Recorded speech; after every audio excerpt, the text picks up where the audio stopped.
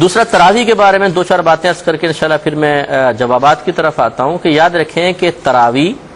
ہر عاقل بالغ مسلمان مرد و عورت پر رمضان کی تمام راتوں میں 20 رکعت سنت موقدہ ہیں۔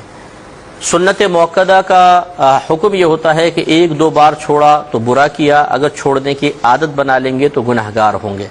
اس سے معلوم ہوا کہ عاقل بالغ پر کے لیے سنت موقدہ ہیں، نابالغ پر کوئی لازم نہیں ہے۔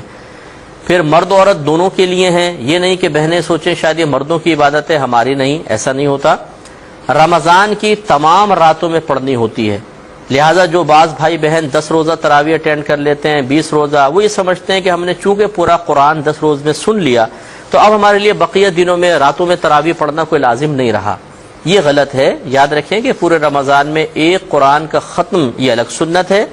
اور تمام راتوں میں 20 رکعت تراویح ادا کرنا یہ الگ سنت ہے۔ اگر آپ نے 10 دن میں قرآن سن لیا تو ایک سنت ادا ہوئی، اور باقی جو رمضان کی راتوں میں سنت تھی کہ آپ تراویح ادا کرتی وہ آپ نے پورا نہیں کیا تو آپ گناہگار ہوں گے۔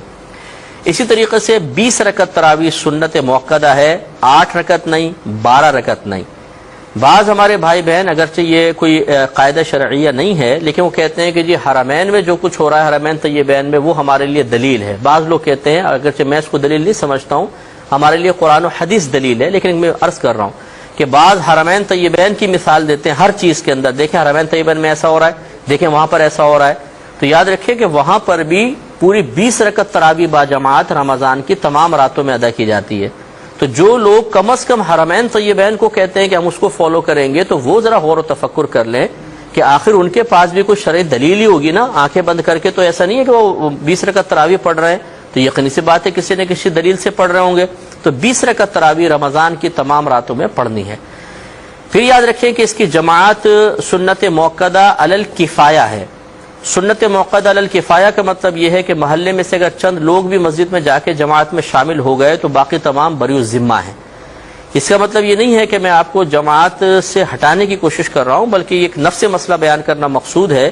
کہ جماعت سے نماز پڑھیں، بہت اچھی بات ہے، لیکن اگر کوئی شخص جیسے مسجد میں جماعت ہو رہی ہے اور وہ نہیں پڑھتا، وہ گھر میں پڑھتا ہے اور جان بوجھ کے پڑھتا ہے، جا سکتا ہے پھر بھی پڑھتا ہے، اگر مسجد میں جماعت ہو رہی ہے تو یہ گناہگار نہیں ہوگا، اپنے گھر میں ادا کر سکتا ہے، لیکن افضل اور اولیٰ یہ ہے کہ جماعت کے ساتھ ہی ادا کی جائے، یا پھر اگر کوئی بھی جماعت میں حاضر نہیں ہو رہا تو پھر تو اگر نہیں جائے گا تو گناہگار ہوگا۔ ایک مسئلہ یہ یاد رکھیں کہ تراویح کا وقت ہوتا ہے عشاء کے فرائض ادا کرنے کے بعد سے، یہ وقت آغاز ہے، اور اختتام ہوتا ہے ختم سحر تک۔ جب تک سحری ختم نہیں ہوتی تراویح کا وقت پوری رات گویا کہ باقی رہتا ہے۔ اس میں دو مسئلے اور مزید معلوم ہو گئے جو ضمناً آپ کو سمجھنے چاہیے کہ بعض اوقات ایسا ہوتا ہے کہ کوئی دیر سے مسجد میں آیا اور تراویح کی جماعت شروع ہو گئی اور اس نے بھی عشاء نہیں پڑھی،